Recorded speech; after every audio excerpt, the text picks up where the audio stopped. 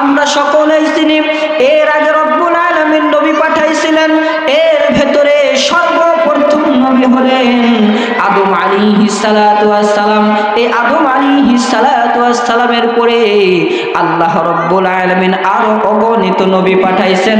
এর ভিতরে একজন নবীর নাম ছিল হযরতে ইদ্রিস আলাইহিস সালাতু ওয়াস সালাম। কি নাম? হযরতে ইদ্রিস আলাইহিস সালাতু ওয়াস সালাম। এই ইদ্রিস আলাইহিস সালাতু ওয়াস সালামকে জিবরাইল আমিন এসে ডাকতে বলল, গো পয়গম্বর, আল্লাহ রাব্বুল আলামিন আপনাকে সুসংবাদ জানায় দিয়েছেন।